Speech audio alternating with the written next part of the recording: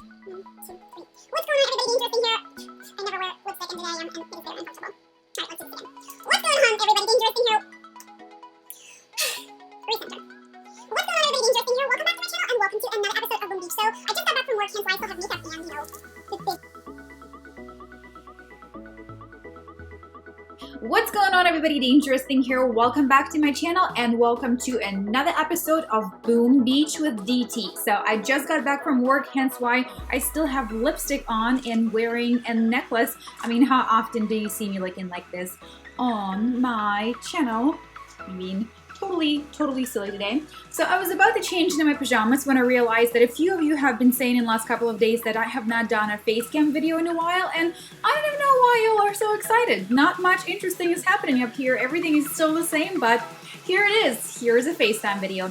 Now let's get into the video and let's look at the base. A few weeks ago I posted a video of rebuild. This lipstick is killing me, where I rebuild my HQ19 base. I did a speed build, and then I promised you that I'm gonna take a look back in a few weeks, and I'm gonna evaluate whether or not the changes that I've made have actually helped me to increase my win-to-lose ratio, because I have been getting rated a lot. So let's jump in and I'm gonna break it down for you, and I will let you know whether or not my HQ19 rebuild based upon Nick at Night's HQ19 speed build a while back before prototypes were actually out has helped me, or if I still need to continue to make changes. So face cam off. I'll see you guys with the face cam next time. Let's jump in into what's actually important. See you in a second. Okie dokie, guys, so now the DangerousThing base loaded up, and let's take a look at what is currently happening there. I haven't changed the layout since the last speed build, with very minor adjustments where I basically have relocated a few of my rocket launchers, and obviously since the speed build I have been upgrading a lot of my defenses. As you can see, the motor on the left hand side is actually up for an upgrade right now, but I don't think I'm gonna go for it just yet.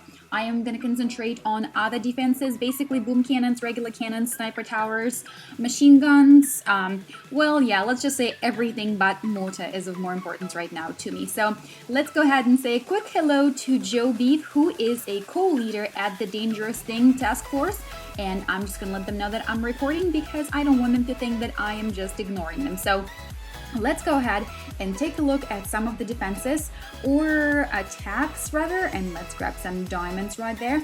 Let's look at replays of my base being rated, and I will basically just let you know whether or not I feel that the changes in the base that I've made has helped me to increase my win-to-lose ratio, as I just mentioned a few seconds ago. So let's go ahead and start with this video right here, where I am getting attacked by what seems to be one of the most popular troop combinations currently on my particular tiny little base. So I am getting raided with tanks and medics, and you will see in just a few minutes how tanks and medics has been, like I said, one of the most popular combos.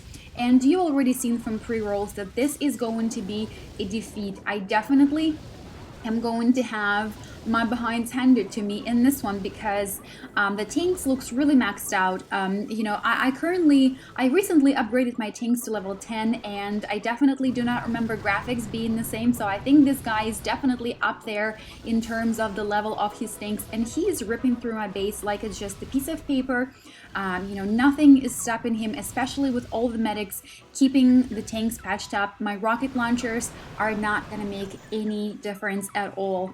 I don't even know if I'm going to be able to get to the point where rocket launchers on my base are going to be even 1/10 as powerful as rocket launchers on some of the task force operation bases that we attack with my team. So let's take a look at this guy here. Gas Monkey is attacking, and he is doing what the other guy did too, concentrating his energy on taking out the shock blaster right by the beginning of the base, and he's attacking me with grenadiers and medics. I think we should come up with a name for it. Medics, grammatics. Let me know in comments below if you have a catchy name for grenadiers and medics. So he basically spent a lot of his GBE in the beginning to try and take out the shock blaster right by the beginning of the base, and then he had his grenadiers quickly move through the base. And when I say quickly, I mean as quickly as grenadiers move, because they are kind of, you know, they're a little bit discombobulated in the sense that they you know, they throw their grenades, but you know, the aim is not perfect, as it wouldn't be when you're throwing something. And so basically this attack here is a little bit less successful than the attack of tanks and medics that I just showed you a few seconds ago, and I believe I've actually collected a few diamonds on this one. So I still have a ton of my defenses on the right hand side of the base and also behind the base.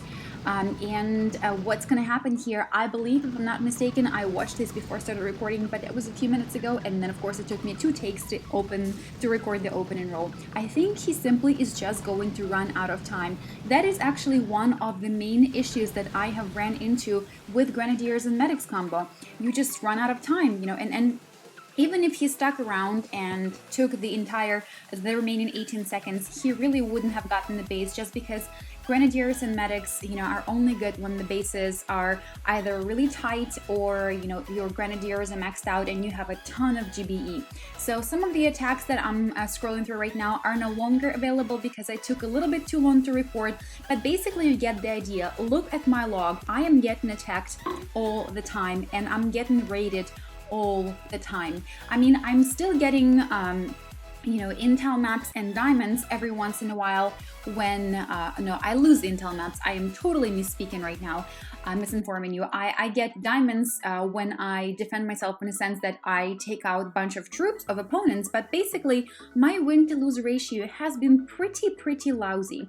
A few of you have commented in my previous video where I was actually rebuilding the base, and you've made a few suggestions. So let's take a look at my base right now. I am kind of skipping through the defensive buildings so you can see what level they are, and if you guys have any better idea of how I can kind of keep my base a little bit more square looking. I am not a huge fan of corner bases. I think I like the sort of centrally located HQ, or at least not centrally, but you know, in the middle of the base with you know, with defenses equidistant from each other. I think I like that layout a lot more. I just want to figure out how I can improve it and make it a little bit better and a little bit more defendable.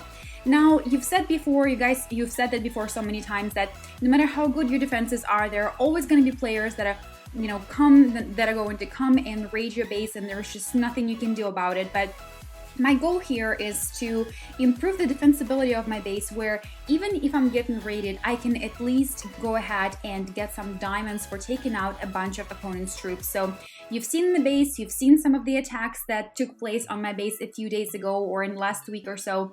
Let me know if you have any suggestions on how I can improve it, and let me know if you think I should just scrap it all together without bothering to do any rebuilds of the current base. Thank you so much for watching, you guys. Until next time, Dangerous Thing is out.